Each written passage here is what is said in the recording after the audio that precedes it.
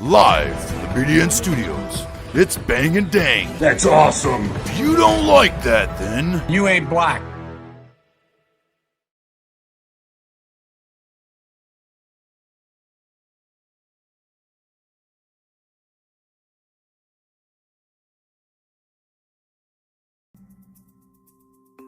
Welcome back to the Outlaws and Gunslingers with your host Bang and Dang. And today's episode's all about the 16th Street Baptist Church bombing in 1963. Probably one of the most remembered incidences of the civil rights movement, I would say. I think everybody's heard of it and set off even more violent little streak that they had going in Alabama and Mississippi and around those areas in the day. Pretty messed up stuff. 4 little girls killed. White supremacist terrorist group planted some dynamite under the stairs. As usual, we're going to take a look at the lead up to it, the incident, and obviously the finding out who it was and the trial and all that good stuff. Just like you know how we do. In the years leading up to the 16th Street Church bombing, Birmingham, it was in Birmingham, Alabama, obviously, guys. Birmingham had earned a national reputation as a tense, violent, and racially segregated city. Of course. In which even tentative racial integration in any form was met with violent resistance. Yes. Martin Luther King Jr. described Birmingham as probably the most thoroughly segregated city in the United States. It sure was. Yeah, man. From Alabamians. I bet you it still is, dude. Oh, I'm sure. The city had no black police officers or firefighters. Given the state's disenfranchisement of most black people since the turn of the century by making voter registration essentially impossible, few of the city's black residents were registered to vote. Bombings at black homes and institutions were a regular occurrence, with at least 21 separate explosions recorded at black properties and churches in the 8 years before 1963. Dang. So why couldn't they just say since 1955? Right. Although none of those explosions had resulted in any fatalities. Yeah, what was up, dude? People used to use bombs all the time. Now they rarely do. Right. Not saying people should revert back to that, but... These attacks earned the city the nickname Birmingham. Oh, Birmingham, Alabama. Birmingham, Alabama. The 3-story 16th Street Baptist Church was a rallying point for civil rights activities through the spring of 1963, when the Southern Christian Leadership Conference, or the SCLC, and the Congress on Racial Equality became involved in a campaign to register African Americans to vote. Tensions in the city increased. The church was used as a meeting place for civil rights leaders such as Martin Luther King Jr., Ralph David Abernathy, and Fred Shuttlesworth for organizing and educating marchers. It was a location where students were organized and trained by James Bevel to participate in the 1963 Birmingham campaign's Children Crusade after other marches had taken place before that. Okay. All right, so known little meeting for these guys. So they had to have known this eventually was going to be a target. You'd think so. It was Thursday, May 2nd. More than 1,000 students, some reportedly as young as 8. Reportedly, shouldn't you know that? Opted to leave school and gather at the 16th Street Baptist Church. Demonstrators present were given instructions to march to downtown Birmingham, discuss with the mayor their concerns about racial segregation in the city, and to integrate buildings and businesses currently segregated.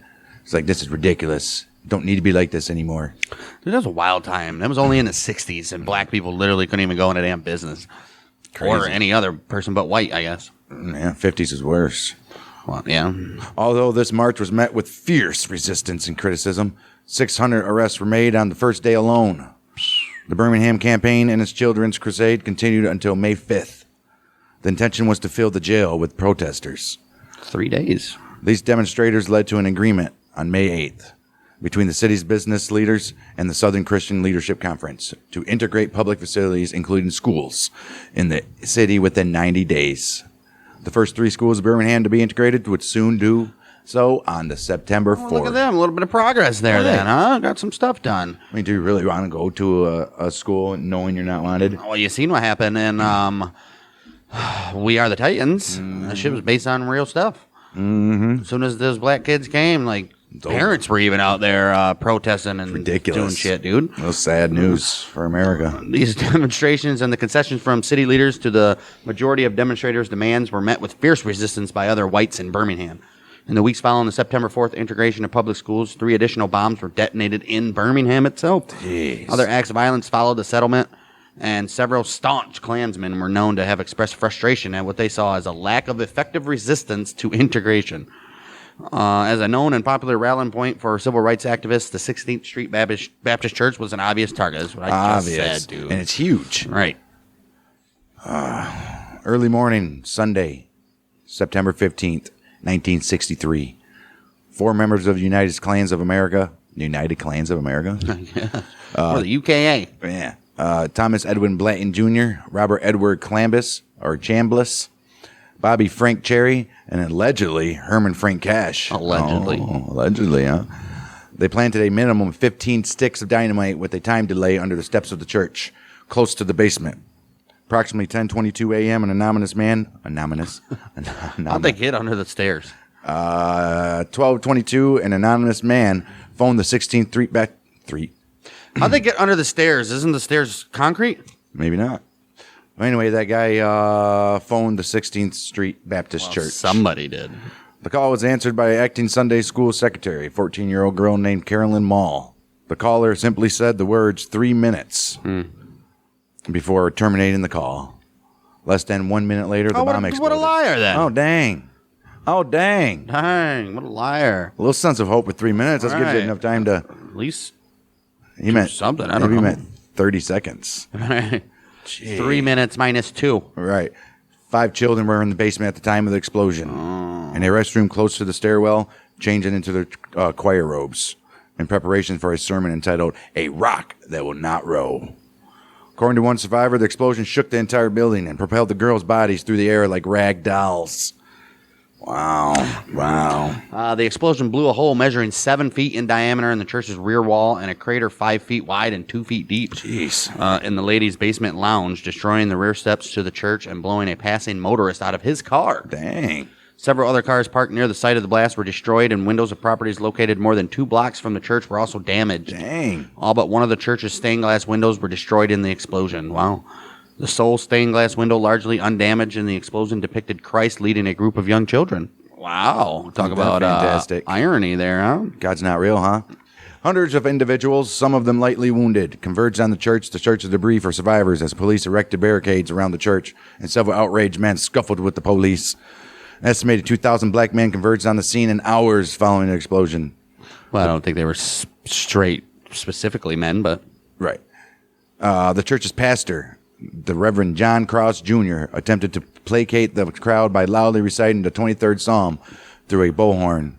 The Lord is my shepherd, I shall not want. He maketh me to lie down in green pastures. He leadeth me beside the still waters. He restoreth my soul. He leadeth me in the paths of righteousness for his name's sake. Yeah, though I walk through the valley of the shadow of death, I take a look at myself and realize there's nothing left. He says, I will fear no evil, for thou art with me. Thy rod and thy staff will comfort me. Thou preparest a table before me in the presence of mine enemies. Thou anointest my head with oil. My cup runneth over. Nice. Oh, no. Surely goodness and mercy shall follow me all the days of my life, and I will dwell in the house of the Lord forever. Forever.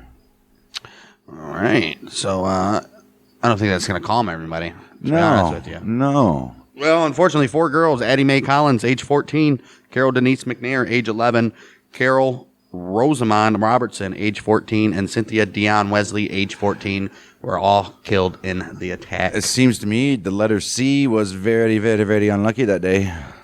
Yeah.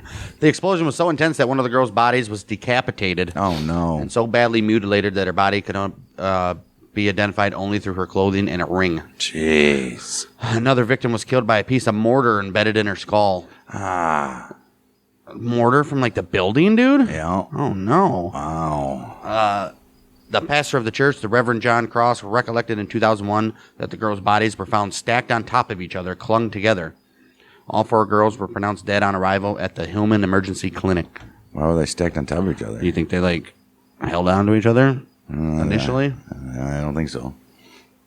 Crazy. Wow.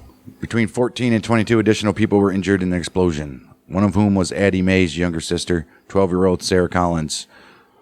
She had 21 pieces of glass embedded in her face, was blinded in one eye. In her later recollections of the bombing, Collins would recall that in the moments immediately before the explosion, she had watched her sister, Addie, tying her dress sash. Another sister of Addie Mae Collins, 16-year-old Junie Collins, would later recall that shortly before the explosion, she had been sitting in the basement of the church reading the Bible, and had observed Addie Mae Collins tying the dress sash of Carol Denise McNair before she returned upstairs to the ground floor of the church. Well, predictably, violence escalated in Birmingham in the hours following the bombing, with reports of groups of black and white youth throwing bricks and shouting insults at each other. Youths, too, dude. Police urged parents of black and white youths to keep their children indoors as the governor of Alabama, George Wallace, that guy, ordered an additional 300 state police to assist in quelling unrest. That's ridiculous. Birmingham City Council convened an emergency meeting to propose safety measures for the city, although proposals for a curfew were rejected. Stupid. Within 24 hours, a minimum of 5 businesses and properties had been firebombed.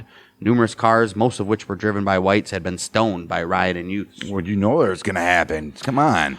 Right. Especially afterwards, you got all those little white bastards, the little white kid bastards hurling insults at their people that are grieving. Right. It's ridiculous. Laughing at them and snickering. That's what you get.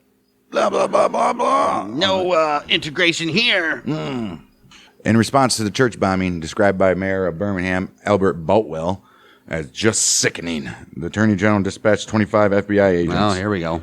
Including explosive experts, to Birmingham to conduct a thorough forensic investigation.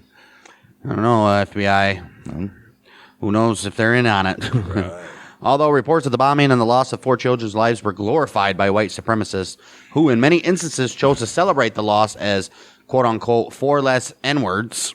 As news of the church bombing and the fact that 4 young girls had been killed in the explosion reached the national and international press, many felt that they had not taken the civil rights struggle seriously enough. The day following the bombing, a young white lawyer named Charles Morgan Jr. addressed a meeting of businessmen condemning the acquiescence of white people in Birmingham toward the oppression of blacks. Ridiculous, right? In this speech, Morgan lamented. He says, "Who did it? We all did it. The who is every little individual who talks about the N-words and spreads the seeds of his hate to neighbor and his son. What's it like living in Birmingham? No one ever really has known, and no one will until the city becomes part of the United States." A Milwaukee Sentinel editorial opined, "For the rest of the nation, the Birmingham church bombing should serve to goad the conscience. The deaths, in a sense, are on the hands of each of us." It sounds like a terrible city to live in. You think? Wow. And if anything's named Birmingham, I don't think I want to live there. Right. 2 more black youths, Johnny Robinson and Virgil Ware, were shot to death in Birmingham within 7 hours of the Sunday morning bombing. Robinson, age 16, was shot in the back by a policeman as he fled down an alley after ignoring orders to halt. So he just shoot him? The police reportedly responded to black youths throwing rocks at cars driven by white people. Okay. Robinson died before reaching the hospital. Ware, age 13, was shot in the cheek and chest with a revolver in a residential suburb 15 miles north of the city. A 16-year-old white youth named Larry Sims fired the gun, given to him by another youth named Michael Farley. They fired at Ware, who was sitting on the handlebars of a bicycle ridden by his brother. Just riding down the street, dude. Sims and Farley had been riding home from an anti-integration rally, which had denounced the church bombing. Church bombing, okay? Sims and Farley. Oh, so they were anti-integration, but still were like, that's wrong. Right, that's terrible. So, but we still don't want you guys in our schools and stuff. Right. When Sims spotted Ware and his brother, Sims fired twice, reportedly with his eyes closed. Jeez. Sims and Farley were later convicted of second-degree manslaughter. Manslaughter? Right. Although the judge suspended their sentence and imposed 2 years probation upon each. My goodness. 2 years of probation. Now that nowadays, that would have been a riot in itself. They put manslaughter. That means accidental. Right. Well, they probably did the old argument. He had his eyes closed. Right. Get out of here, dude. Some civil rights activists blame George Wallace. Yeah, he's a real piece of work.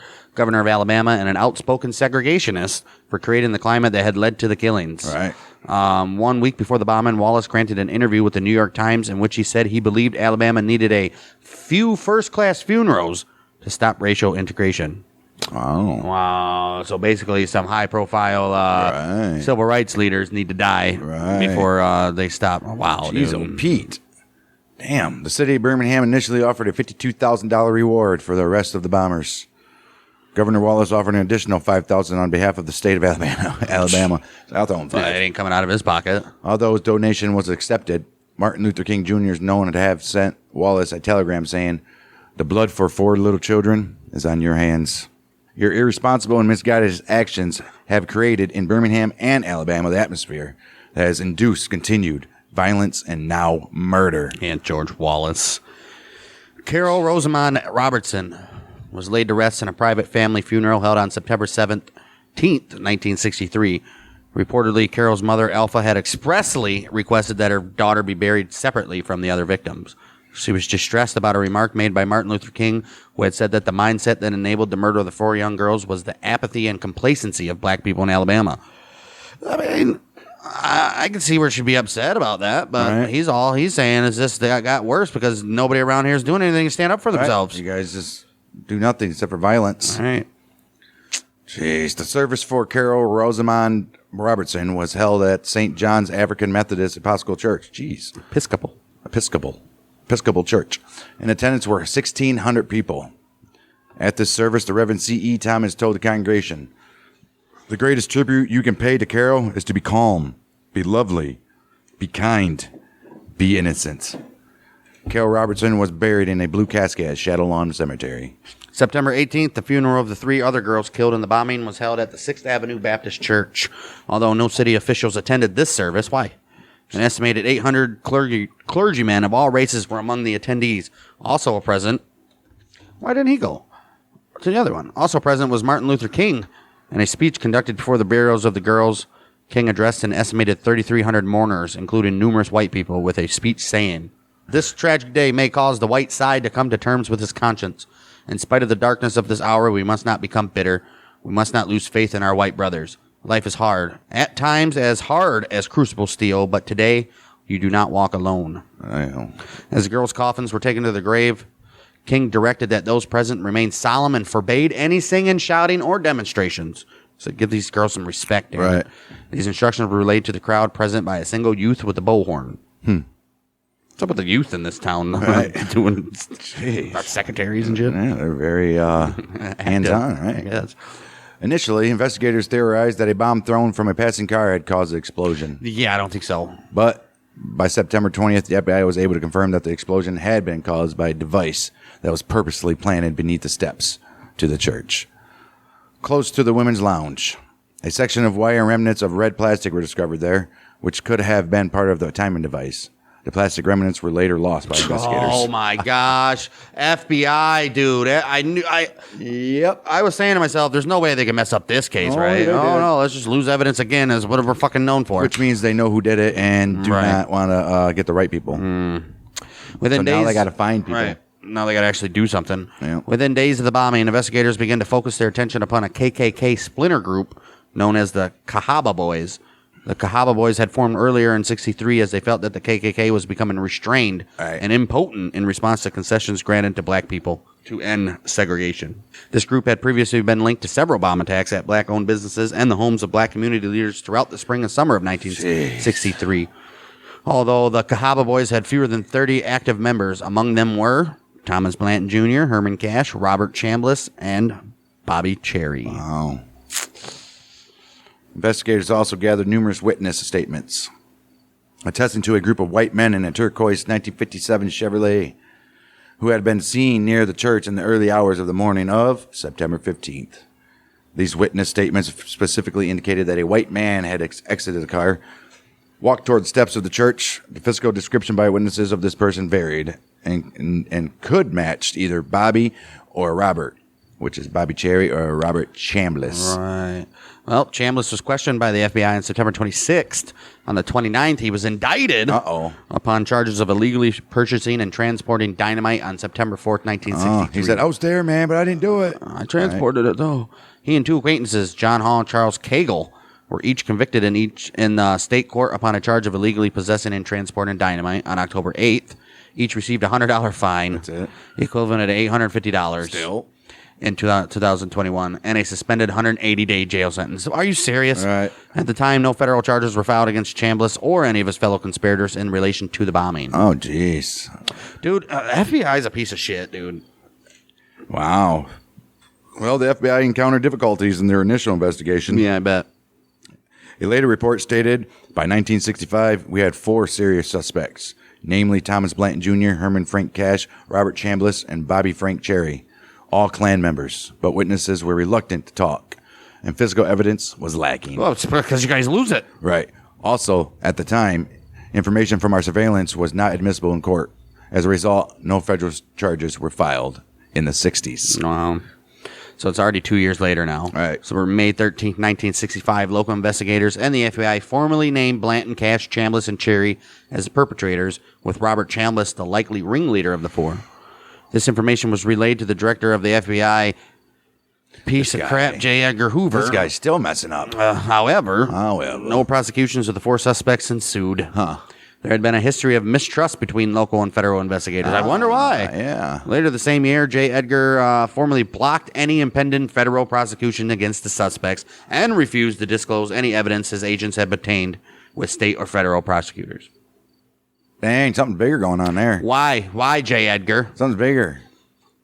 Wow, if that doesn't scream, we had something to do with it. Yeah. In 68, the FBI formally closed their investigation into the bombing without filing charges against any of their named suspects, and they were sealed by order of J. Edgar Hoover. I wonder for how long. I wonder if they've been unsealed. Wow. The Birmingham campaign, the March on Washington in August, the September bombing of the 16th Street Baptist Church, and the November assassination of John F. Kennedy, an ardent supporter of the civil rights cause, who had proposed a Civil Rights Act of 1963 on national television, increased worldwide awareness of and sympathy toward the civil rights case in the United States. Yeah, man, 1963 is a big year. Big year, man. All kinds of stuff going down. And JFK was like, I'm going to expose everybody, too. Right. And once they said that, they're like, no! They were like, your wife's going to be picking your brain up off your car.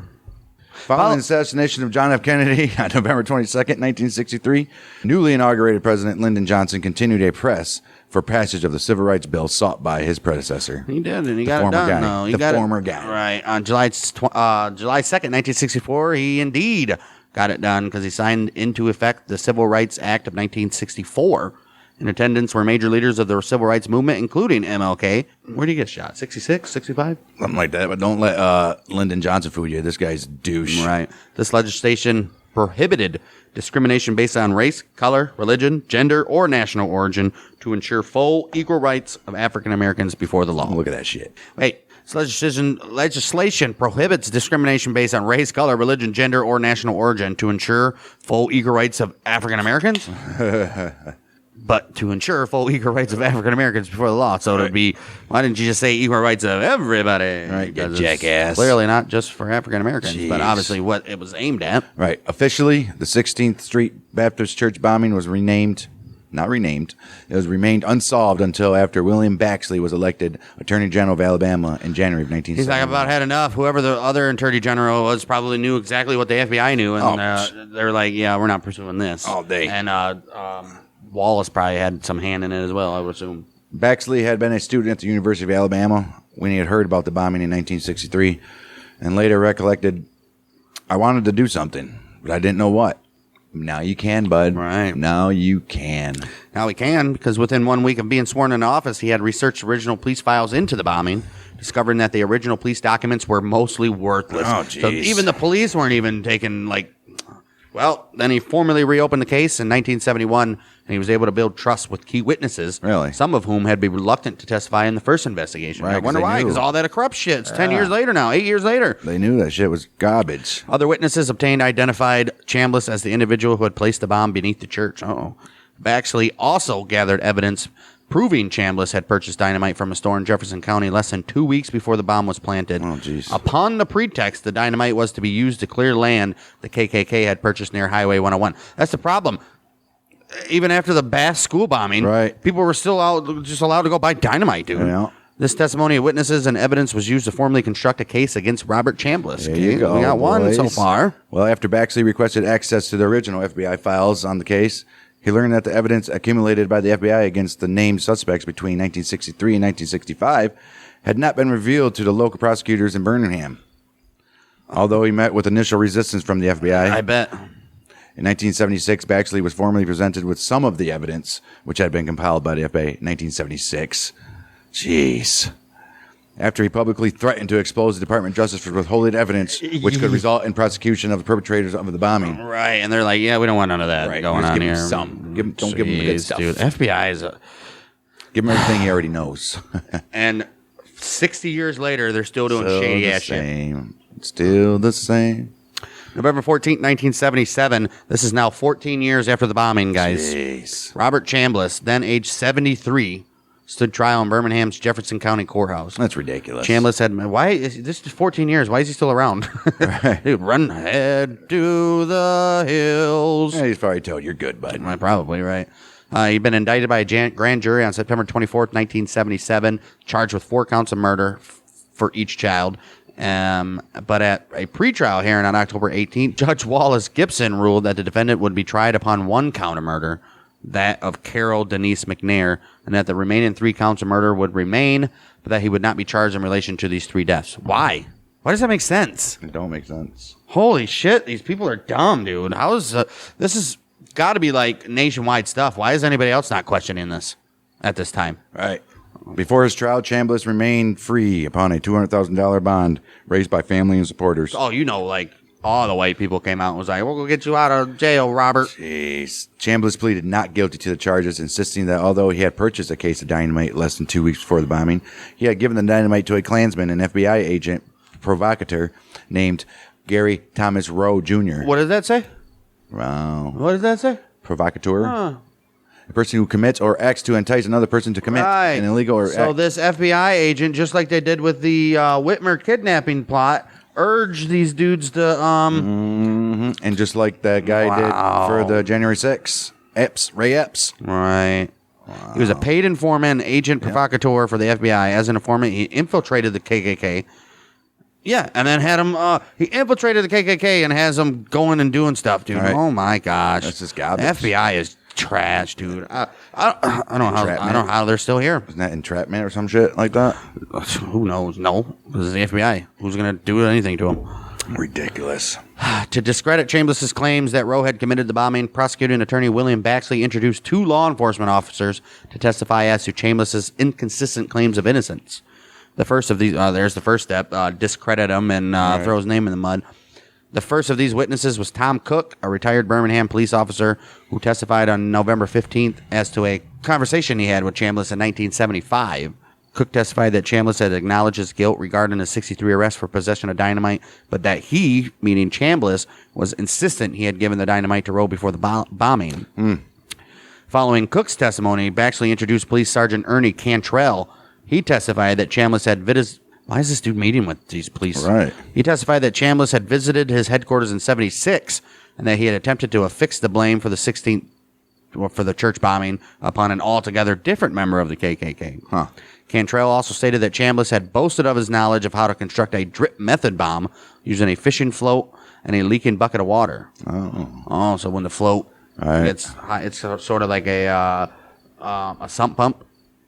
Once that float gets high enough, then it, sucks the water out. But this time, this is the bomb exploding.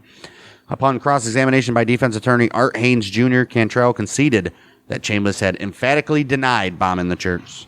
So you just lied on stand. Why are you not getting charged? Right. One individual who went to the scene to help search for survivors, Charles Van, later recollected that he had observed a solitary white man whom he recognized as Robert Edwards Chambliss, a known member of the Ku Klux Klan, standing alone and motionless at a barricade.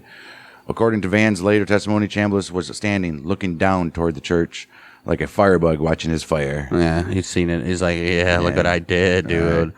One of the key witnesses to testify on behalf of prosecution was Reverend Elizabeth Cobbs. Chick Reverend? Wow. Who was Chambliss's niece. What? Reverend Cobbs stated that her uncle had repeatedly informed her he had been engaged in what he referred to as a one-man battle against blacks since the 40s. Okay. Moreover, Cobbs testified on November 16th that on the day before the bombing, Chambliss had told her that he had in his possession enough dynamite to flatten half of Birmingham. Cobbs also testified that approximately 1 week after the bombing, she had observed Chambliss watching a news article.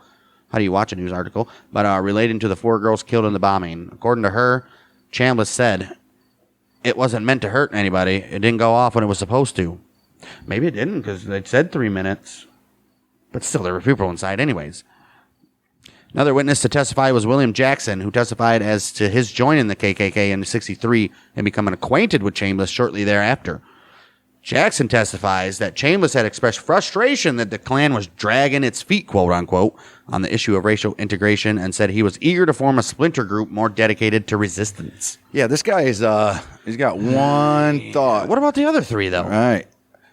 In his closing argument before the jury on November 17th, Baxley acknowledged that Chambliss was not the sole perpetrator of the bombing. He expressed regret that the state was unable to request the death penalty in this case, as the death penalty in effect in the state in 1963 had been repealed. The current state death penalty law applied only to crimes committed after its passage. Right. Baxley noted that the day of the closing argument fell upon what would have been... What? The death penalty in effect in the state in 1963 has been repealed.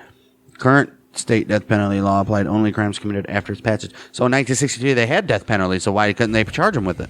Doesn't make any sense. Right. Baxley noted that the day of the closing argument fell upon what would have been Carol Denise McNair's 26th birthday. Jeez, dude. And that she would have likely been a mother by this date. He referred to the testimony given by her father, Chris McNair, about the family's loss and requested that the jury return a verdict of guilty. I would assume so. In his rebuttal closing argument, defense attorney Art Haynes Jr. attacked the evidence presented by the prosecution as being purely circumstantial, adding that despite the existence of similar circumstantial evidence, Chambliss had not been prosecuted in 1963 of the church bombing. That's because the FBI is a piece of shit. Right.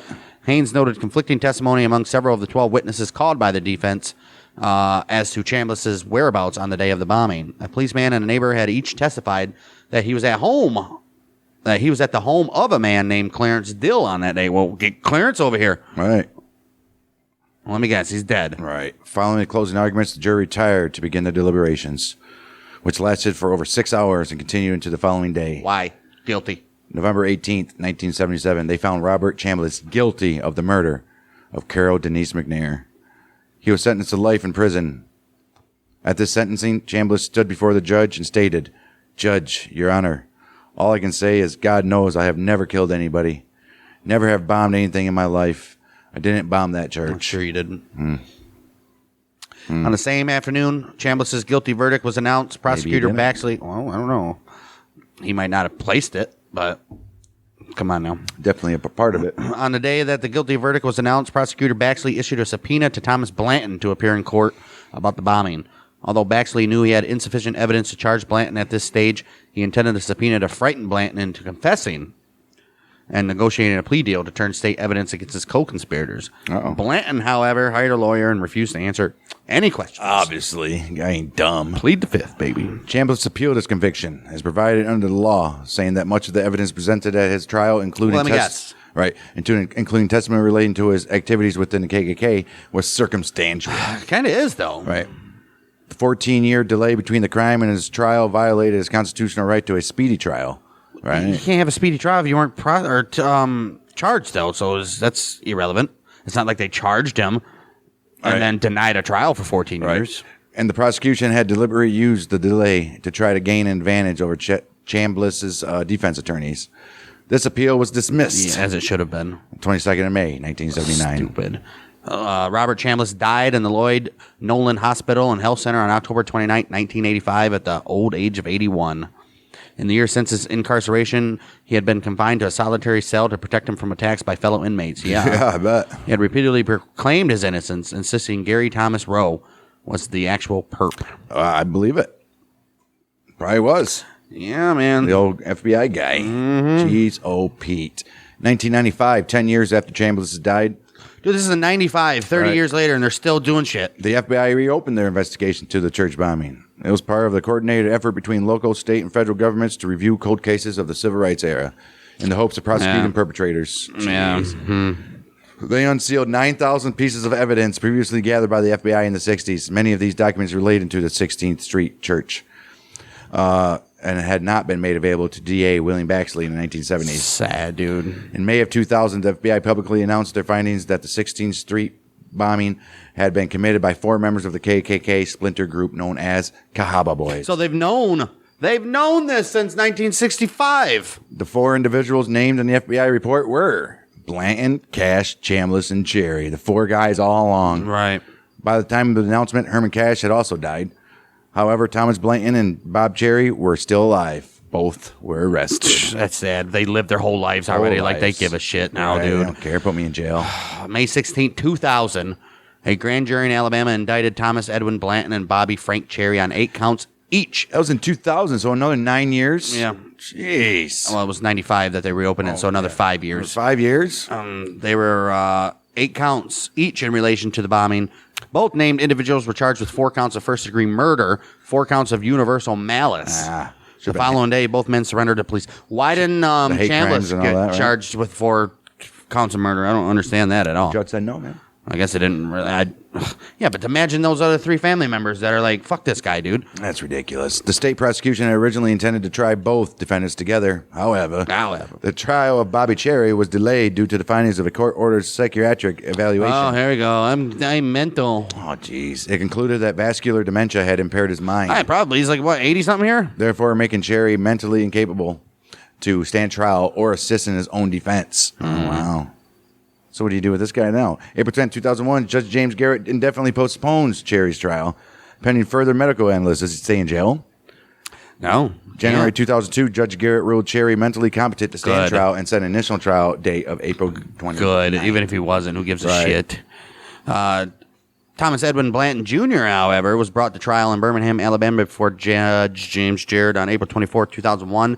He pleaded not guilty to the charges and chose not to testify on his behalf throughout the trial. Oh. In his opening statement to the jurors, defense attorney John Robbins acknowledged his client's affiliation with the KKK and his views on racial segregation, but he warned the jury. He says, just because you don't like him, I don't make him responsible for the bombing. It's true. It's true, but... Glove don't fit.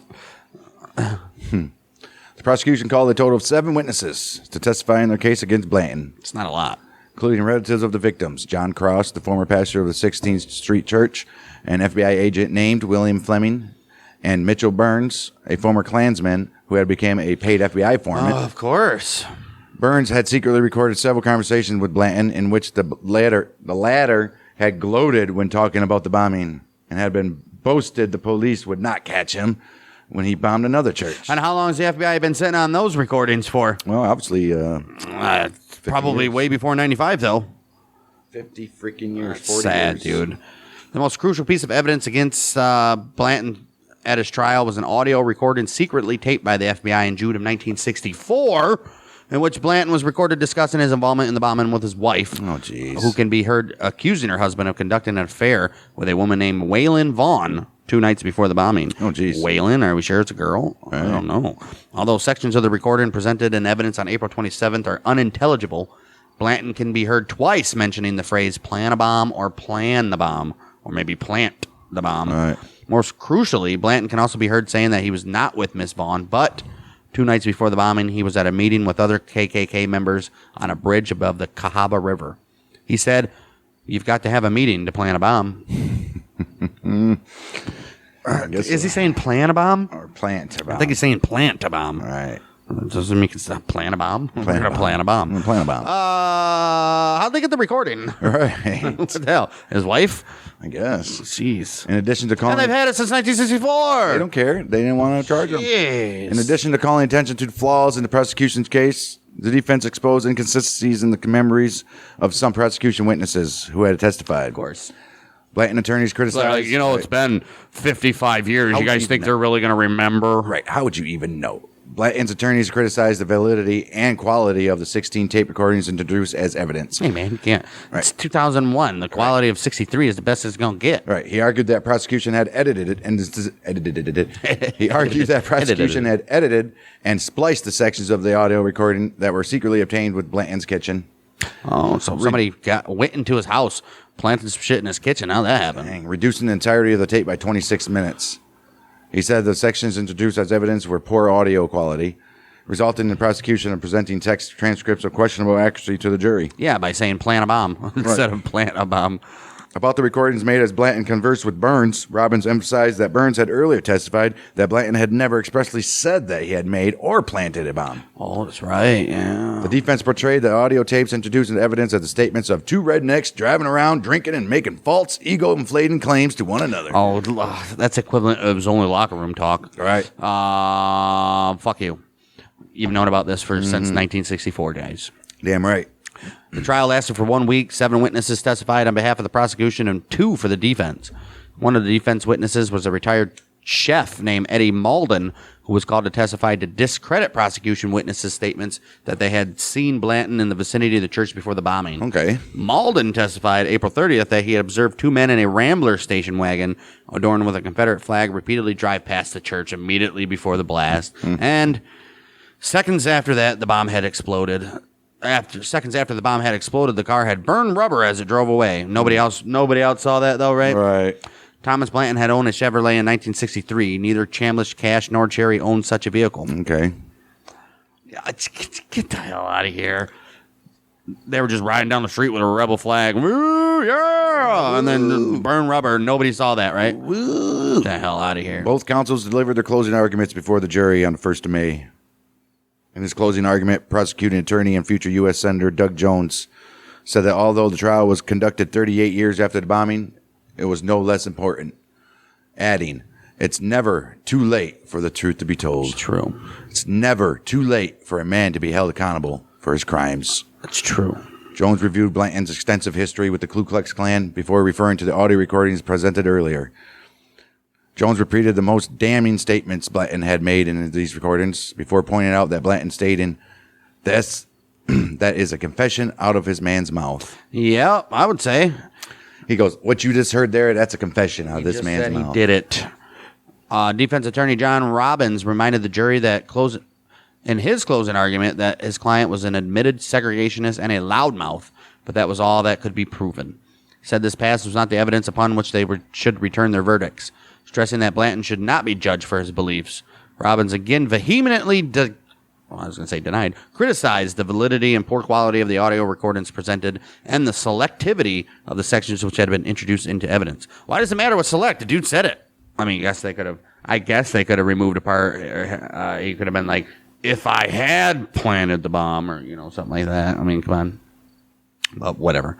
Robbins also discredited the testimony of FBI agent William Fleming, who had earlier testified as to a government witness claiming he had seen Blanton in the vicinity of the church shortly before the bombing. Okay, so after all that, jury is like, we're going to deliberate, guys. For 2.5 hours they did. Before returning with a verdict finding Thomas Edwin Blanton guilty, 4 counts of first-degree murder. When asked by the judge whether he had anything to say before the sentence was imposed, Blanton said, I guess the Lord will settle it on Judgment Day. Don't use the Lord. All right. Blanton sentenced to life, obviously. He was incarcerated at the St. Clair Correctional Facility in Springville, Alabama. He was confined in a one-man cell under tight security. He seldom spoke of his involvement in the bombing, shunned social activity, and rarely received visitors. Wow. He had a parole hearing. Dang, his first parole hearing was held on August 3rd, 2016. Relatives of the slain girls, Prosecutor Doug Jones, Alabama Chief Deputy Attorney General Alice Martin, and Jefferson County District Attorney Brandon Falls each spoke at the hearing to oppose Blanton's parole. Yeah, he ain't getting out, dude. Martin said the cold-blooded callousness of this hate crime has not diminished by the passage of time. The Board of Pardons and Paroles debated for less than 90 seconds before denying parole. Wow. Good. Blanton died in prison from unspecified causes on June 26, 2020. Unspecified? Unspecified. How old was the guy? Probably had to be in his 80s. Remember, he was waging war since the 40s, so it's got to be at least, 60, 70, 80, somewhere around there. Moving on to the old Bobby Frank Cherry, he was tried in Birmingham, Alabama on May 6, 2002, before the same judge, right? Judge James Garrett did the other one? Yep. Cherry pleaded not guilty to the charges, did not testify on his own behalf during the trial, mostly because he didn't know where he was. No, I'm just kidding. In his opening statement for the prosecution, Donnie Cochran, that's the knockoff version of Johnny. Donnie Cochran presented his case that the evidence would show that Cherry had participated in a conspiracy to commit the bombing and conceal evidence linking him to the crime, and that he had later gloated over the deaths of the victims. Cochran also added that although the evidence to be presented would not conclusively show that he had personally planted or ignited the bomb, the combined evidence would illustrate that he had aided and abetted in the commission of the act, which is good enough for Moida. Well, Cherry's defense attorney, Mickey Johnson, protested his client's innocence. Oh, of course he did. Citing that much of the evidence presented was circumstantial. He also noted that Cherry had initially been linked. Didn't they learn from the other trial this little whole circumstantial shit's not going to hold up? No. He also noted that Cherry had initially been linked to the bombing by the FBI via an informant who had claimed 15 months after the bombing that she had just seen a girl Cherry. informant, Right. huh? That she had seen Cherry place the bomb at the church shortly before the bombing. Johnson warned the jurors they would have to distinguish between evidence and proof. Isn't evidence proof? I would think so. Following the opening statements, the prosecution began presenting witnesses. Crucial testimony at Cherry's trial was delivered by his former wife, Willadine Brogdon, who had married Cherry in 1970. She testified on May 16th that Cherry had boasted to her that he had been the individual who planted the bomb beneath the steps, and then returned hours later to light the fuse to the dynamite. Brogdon also testified that Cherry had told her of his regret that children had died in the bombing, before adding his satisfaction that they would never reproduce. Jeez. Don't sound like regret to me, then. Although the credibility of Brogdon's testimony was called in dispute at the trial, forensic experts conceded that although her account of the planting of the bombing differed from which had been discussed in the previous perpetrators' trials, Brogdon's recollection of Cherry's account of the planting and subsequent lighting of the bomb could explain why no conclusive remnants of a timing device were discovered after the bombing. Oh, okay. Makes sense. A fishing float attached to the section of wire, which may have been part of a timing device, was found 20 feet from the explosion crater following the bomb, and one of several vehicles severely damaged in the explosion was found to have carried fishing tackle. Oh, so there maybe it came from that. Barbara Ann Cross also testified for the prosecution. She is the daughter of the Reverend John Cross and was age 13 in 1963. Cross had attended the same Sunday school class as the 4 victims on the day of the bombing and was slightly wounded in an attack. On May 15th, Cross testified that prior to the explosion, she and the 4 girls killed had each attended a youth day Sunday school lesson in which the theme taught was how to react to a physical injustice. Dang. Cross testified that each girl present had been taught to contemplate how Jesus would react to the affliction or injustice, and they were asked to learn to consider, what would Jesus do? What would Jesus do? WWJD. Cross testified that... Is that when the bracelets became popular? Maybe. Cross testified that she usually have accompanied her friends into the basement lounge to change into robes for the forthcoming sermon, but she had been given an assignment. Shortly thereafter, she had heard the most horrible noise before being struck on the head by debris. Huh. Bang. Throughout the trial, Cherry's defense attorney, Mickey Johnson, repeatedly observed that many of the prosecution's witnesses were either circumstantial or inherently unreliable. How? Many of the same audio tapes presented in Blanton's trial were also introduced into the evidence into the trial of Cherry. A key point contested as to the validity of the audio tapes being introduced into evidence outside the hearing of the jury was the fact that Cherry had no grounds to contest the introduction of tapes into evidence, as under the Fourth Amendment, neither his home or property had been subject to discreet recording by the FBI. So he's not on tape. Why would they introduce the other one? Right. Donnie Cochran disputed this position, arguing that Alabama law provides for conspiracies to conceal evidence to be proven both by interference and circumstantial evidence. Okay. In spite of a rebuttal argument by the defense, Judge Garrett ruled that some sections were too prejudicial, but also that portions of some audio recordings could be introduced. Right. Because some of them might sway it into... Right. Through these rulings, Mitchell Burns was called to testify on behalf of the prosecution, and his testimony was restricted to the areas of the recordings permitted in evidence, obviously. Right. What are you going to do, man? May 21st, 2002, both prosecution and defense attorneys delivered their closing arguments.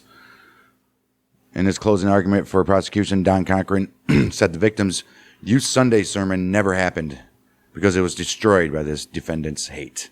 Cochran outlined Cherry's extensive record of racial violence dating back to the 1950s. Noted that he had experience in training in constructing and installing bombs from his service as a Marine demolition expert. Well, there we go. Cochran has also reminded the jury of a secretly obtained FBI recording, which had earlier been introduced into evidence, in which Cherry had told his first wife, Jean, that he and other Klansmen had constructed the bomb within the premises of business the Friday before the bombing. He said that Cherry had signed an affidavit in the presence of the FBI on the 9th of October 1963, confirming that he, Chambliss, Blanton were all at these premises on this date. Jeez. Closing argument for the defense, attorney Mickey Johnson argued that Cherry had nothing to do with the bombing, reminded the jurors that his client was not on trial for his beliefs, stating, It seems like more time has been spent here throwing around the N-word than proving what happened in September of 1963. Right, Johnson, they had to say that a bunch of times just to get to the feels of the jurors. Johnson reiterated that there was no hard evidence linking Cherry to the bombing, but only evidence attesting to his racist beliefs dating from that era, adding that the family members who had testified against him were all estranged and therefore should be considered unreliable witnesses. Right. Because they're strange. Who gives a shit? Right. Johnson urged the jury against convicting his client by association. Right. You can't do that. Well, guilty by association, baby. Following these closing arguments, the jury retired to consider the verdicts. These deliberations continued until the following day, the afternoon of May 22nd, 2002. After the jury had deliberated for almost 7 hours, the four women announced they had reached their verdicts. Bobby Frank Cherry was convicted of 4 counts of first-degree murder, sentenced to life in prison. Cherry remained stoic as the sentence was read out loud. Relatives of the 4 victims openly wept in relief. When asked by the judge whether they had anything to say, Cherry motioned to the prosecutors and stated, "This whole bunch lied through this thing. I told the truth. I don't know why I'm going to jail for nothing. I haven't done anything." Ooh. Well, he was angry. Bobby Frank Cherry died of cancer on November 18, 2004. He got off easy. Right. At age of 74 while incarcerated at the Kilby Correctional Facility. Did 2 years. All right. Following the convictions of Blanton and Cherry, Alabama's former Attorney General William Baxley. I would charge the guy that died too. Fuck him. Right. Expressed his frustration that he had never been informed of the existence of the FBI audio recordings before they were introduced in 2001 and 2002. Shit. Baxley acknowledged that typical juries in 1960s Alabama would have likely leaned in favor of both defendants, right, even if these recordings had presented as evidence. Wow. But said that he could have prosecuted Thomas Blanton and Bob Cherry in 1977 if he had been granted access to these tapes. A 1980 Justice Department report concluded that J. Edgar Hoover had blocked the prosecution of the 4 bombing suspects in 1965 and officially closed the FBI's. Why is he blocking the prosecution? 1968. I don't understand that. Some shit was going on there, man. There was FBI infiltrated and all that, dude. Oh my goodness. Although both Blanton and Cherry denied their involvement in the 16th Street bombing until his death in 1985, Robert Chambliss repeatedly insisted that the bombing had been committed by Gary Thomas Rowe Jr. FBI guy. Rowe had been encouraged to join the Klan by acquaintances in 1960. He then became a paid FBI informant in 1961. He's getting paid, though. Right. This role, Rowe acted as an agent provocateur between 61 and 65. Although informative to the FBI, Rowe actively participated in violence against both black and white civil rights activists. By Rowe's own later admission, while serving as an FBI informant, he had shot and killed an unidentified black man and had been an accessory to the murder of Viola Liuzzo. She was a civil rights activist. She traveled from Detroit to Selma and I'm assuming she walked on the Selma little walk that they had and everything, huh? Right. Wow. Good for her. Investigative records show that Rowe had twice failed polygraph tests when questioned as to his possible involvement in the bombing and 2 separate non-fatal explosions. Jeez. These polygraph results had convinced some FBI agents of Rowe's culpability in the bombing. Prosecutors at Chambliss's 1977 trial had initially intended to call Rowe as a witness. However, District Attorney William Baxley had chosen not to call Rowe as a witness after being informed of the results of these polygraph tests. Why? He failed. Yeah, but you can't. They're not admissible. So? At least the jury knows that he failed. All right. Although never formally named as one of the conspirators by the FBI, Rowe's record of deception on the polygraph test leaves open the impossibility that Chambliss's claims may have held a degree of truth. Nonetheless, a 1979 investigation cleared Rowe of any involvement in the 16th Street Baptist Church bombing, because of course it did. They forever changed the face of this state and the history of this state. Their deaths made all of us focus upon the ugliness of those who would punish people because of the color of their skin. Quote from State Senator Roger Bedford at the unveiling of a state historic marker to the victims, dated September 15, 1990. Following the bombing, the 16th Street Baptist Church remained closed for over 8 months as assessments and later repairs were conducted upon the property. Both the church and the bereaved families received an estimated $23,000 in cash donations from members of the public. Gifts totaling over $186,000 were donated from around the world. The church reopened to members of the public on June 7, 1964, and continues to remain an active place of worship today, with an average weekly attendance of nearly 2,000 worshipers. Wow. The current pastor of the church is the Reverend Arthur Price, Jr. The most seriously injured survivor of the church bombing, Sarah Jean Collins, remained hospitalized for more than 2 months. Collins' injuries were so extensive that medical personnel did initially fear that she would lose the sight in both of her eyes, although by October they were able to confirm she would regain the sight in her left eye. When asked her feelings towards the bombers on October 15, 1963, Collins first thanked those who had cared for her and sent messages of condolence, flowers, and toys, then said, "As for the bomber, people are praying for him. We wonder what he would be thinking today if he had children. He will face God. We turn this problem over to God because no one else can solve Birmingham's problems. We leave it up to God to solve them. Yeah. Charles Morgan Jr., the young white lawyer who had delivered an impassioned speech on September 16, 1963, himself received death threats directed against him and his family in the days following his speech. Within 3 months, Morgan and his family were forced to flee Birmingham. Jeez. James Bevel, a prominent figure within the civil rights movement and organizer of the Southern Christian Leadership Conference, was galvanized to create what became known as the Alabama Project for Voting Rights as a direct result of the church bombing. Following the bombing, Bevel and his then-wife Diane relocated to Alabama, where they tirelessly worked upon the Alabama Project for Voting Rights, which aimed to extend full voting rights for all eligible citizens of Alabama, regardless of race. This initiative subsequently contributed to the 1965 Selma to Montgomery marches, which themselves resulted in the Voting Rights Act of 1965, thus prohibiting any form of racial discrimination within the process of voting. Within the church, there still stands the Welsh window, which was sculpted by Carmarthenshire-based artist John Petts, who had initiated a campaign in Wales to raise money to fund a replacement stained glass window, which had been destroyed in the bombing. Petts had opted to construct a stained glass image of a black Christ to replace one of the windows destroyed in the bombing. On the 27th anniversary of the bombing, a state historic marker was unveiled at Greenwood Cemetery, which was the final resting place of 3 of the 4 victims. Carol Robertson's body had been reburied in Greenwood Cemetery in 1964, following the death of her father. Several dozen people were present at the unveiling, presided over by State Senator Roger Bedford. At the service, the 4 girls were described as martyrs who, quote-unquote, died so freedom could live. Herman Frank Cash died of cancer in February of 1994. He was never charged with his alleged involvement in the bombing and did maintain his innocence. Of course he did.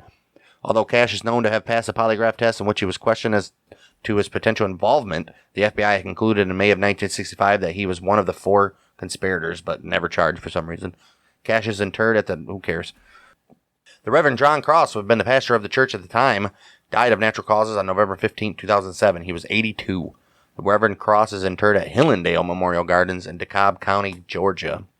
On May 24, 2013, President Barack Obama awarded a posthumous Congressional Gold Medal to the 4 girls killed in the bombing. This medal was awarded through signing into effect Public Law 113-11, a bill which awarded 1 Congressional Gold Medal to be created in recognition of the fact the girls' death serves as a major catalyst for the civil rights movement and invigorated a momentum ensuring the signing into passage of the Civil Rights Act of 1964. The gold medal was presented to the Birmingham Civil Rights Institute to display or temporarily loan to other museums. Wow, what a case. As usual, the FBI screws things up and inexplicably, we're not going to charge the guy. We're not going to charge nobody. We're going to block the FBI is just a piece of trash. I'm going to stop there before we get our podcast canceled or some shit. That's going to do it for us in this crazy episode here. Yeah. Always crazy episodes that we've been doing lately with some pretty sketchy stuff by the FBI once again. And with that being said, next week's episode, we will be looking at some more FBI shenanigans and dealing with the siege of Ruby Ridge, which would be the 25th anniversary of that mess up whole situation and innocent people getting shot and killed and lots of crazy shit going on in that one too. So join us next week for that. In the meantime, you can go check out our other podcast, Battles of the American Civil War, where we take a look at the every single notable battle of the American Civil War from Fort Sumter all the way to the last. Right now we're heading into the biggest battle of the war so far, Battle of Shiloh, 1862. And a lot of these people are going to really find out how bloody and awful this war is going to be. And if you guys are interested in sports and you enjoy this podcast, you might enjoy our podcast called This Week in Sports History, where, as the name suggests, we go through the week of historical facts in the land of sports. So go check that out. Just search Bang Dang Network on Google or whatever, and you'll bring up our whole network where Battles of the American Civil War, Sports History, and a couple of our other shows that we do are over there. So go check us out over there. And we'll be back next week for the Siege of Ruby Ridge. We are the Mouthy Michiganders with Bang and Dang.